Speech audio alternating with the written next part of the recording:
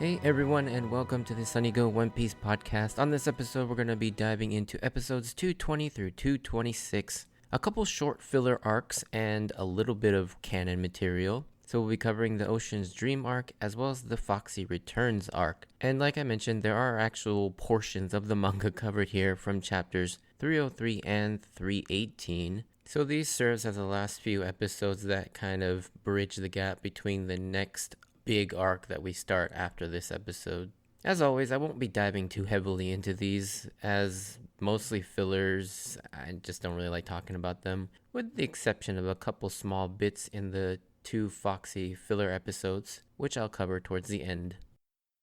Alright, so synopsis. While anchored at an island after leaving Long Ring Long Land, all of the Straw Hats with the exception of Robin have lost all their memories prior to meeting each other, and it's up to Robin to figure out what happened and keep all of them together. Then, after that, Foxy returns, this time having lost his crew again, and Luffy helps him to get his crew back. Alright, so differences. Yes, there are quite a few differences because there is a small portion of the canon material that is being covered.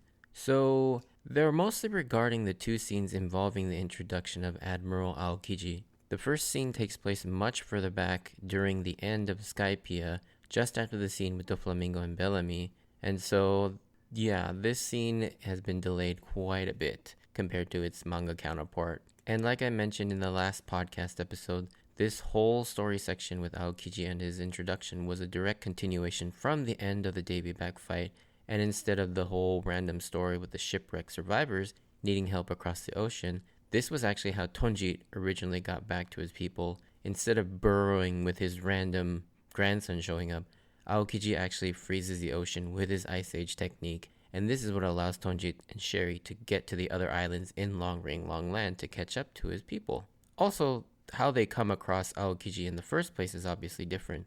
As in the manga, Tonjit kind of runs into him, as opposed to Chopper running up to him. In addition, the island where all this takes place is obviously different as well. In the manga, this all takes place on Long Ring Long Land, but in the anime, this happens on some sort of a different unnamed island.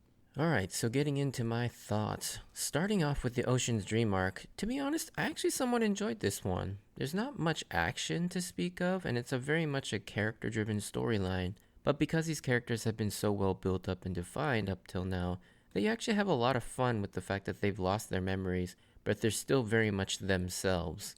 It makes for some really fun interactions between the crew members, but you also get to see how inherent their relationships that they've developed are, and that no matter if they've lost their memories, they'd probably all find their way back to each other, with the exception of maybe Nami, because her distrust and hatred of pirates is just far too strong before she met Luffy. It was also very nostalgic seeing all of them revert back to the way they were back when they first met each other, and to see just how far they've come in growing and changing as they've all adventured together up to this point. I think the thing that struck me is just how kind Sanji always is no matter what, as well as Usopp will always be trying to pull one over on people. Chopper always wants to help people even if he's scared of them, and Luffy's always just gonna be Luffy. All these episodes are really great in just exploring these characters in a way that we really haven't seen them, but I think it's really interesting that Robin is our protagonist for this story, since she knows the least about the crew as she has no idea what happened between all of them prior to Alabasta. I do love the part where she tells them all about what happened that she's heard in Alabasta, and Luffy is so disappointed about not being able to remember all the crazy stuff they've encountered in Alabasta and Skypiea, even though a few of the things Luffy never even got to see himself anyway, so he would have no memory of them at all anyways. I also really did like that feeling of being so invested in these characters that you hate to see them lose their friendships, and you want them to regain their memories so badly, as well as see how they'll react when they do remember. And I thought that was a really interesting aspect to this sort of story arc. The villain of the story is pretty generic and boring, as it has a really weird motivation that has nothing to do with anything other than to steal people's memory to become a millennial dragon, or a Sendenryu, which is a weird callback that I'm not even sure was an intentional or not to the very first filler arc of One Piece, but this was just a magical seahorse that wanted to become one of those millennial dragons. And I'm just really confused by all of that. Like, is this some sort of a magical race of dragons that everyone seems to know about and is wishing for their powers? Yeah, it's very strange. I don't even know what to make of that, to be honest. The seahorse eventually gains control over Zoro and pits Zoro versus Luffy for the second time, but this time it's done way less entertainingly and more, like, almost nonsensically. Zoro unbelievably lands a finishing blow on Luffy and even cuts him in the chest, but I mean, seriously though, if Zoro actually landed a finishing blow on Luffy, he would cut him in half for sure. So the fact that Luffy survives these with just shallow cuts after taking Zoro's Sanzen Sekai, or the 3000 Worlds, is the stupidest thing ever, and just really done for almost like fan service or fan fiction type writing. Yeah, it's just really bad. Towards the end of the arc, though, there is some bit of setup with Robin and the feelings towards her past, but it's so loose that you really can't draw any conclusions from it. But it becomes a little clearer why she reacts the way she does when everybody else's past important people manifest themselves after you've seen more of Robin's backstory. You also get a tiny glimpse of this at the very end when she's thinking about her memories and Chopper interrupts her and asks if she's okay, but there's not really much to it more than that. I think they just sort of want to throw some little crumbs in there, but also have some sort of a plausible deniability. But yeah, with that, let's move on to the next mini filler arc, which is the Foxy Returns arc.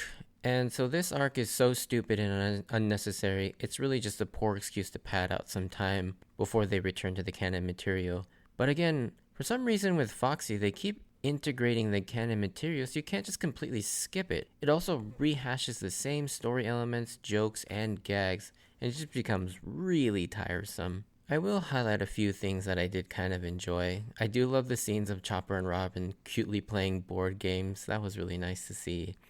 Also the scene with Zoro and Sanji arguing with each other about having knocked Nami down to save her, and then Zoro continuously messing up his sword catching because Sanji keeps kicking somebody or kicking him.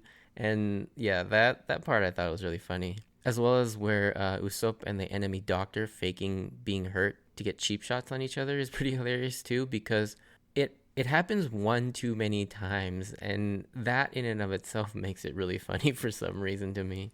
And then in episode 226, once they fall into Foxy's trap, at 5 minutes and 42 seconds in the Crunchyroll stream, we get the infamous clone Zoro continuity goof, where you can see Zoro to the left of the frame defending Luffy from Foxy's sword attack, and then again to the right of the frame, standing with the others looking on, is another Zoro. It's like, how does this happen?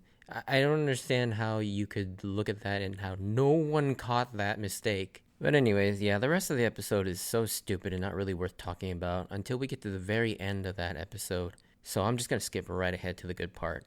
So the final portion of this episode, or this podcast, is going to be dedicated to the canon material contained in episodes 225 and 226. So as I mentioned in episode 72 of the podcast, that there was a scene that didn't get covered in that part of the story like it was in the manga, and it reappears here in 225 at the very beginning with the Marines and the Gorosei as they panic among the soldiers develops to the whereabouts of Admiral Aokiji, while the Gorosei are just kind of mildly annoyed at Aokiji's sort of lackadaisical attitude given his very high-ranking position. We then cut to said Admiral Aokiji, but we only get to see a shadowy silhouette of him.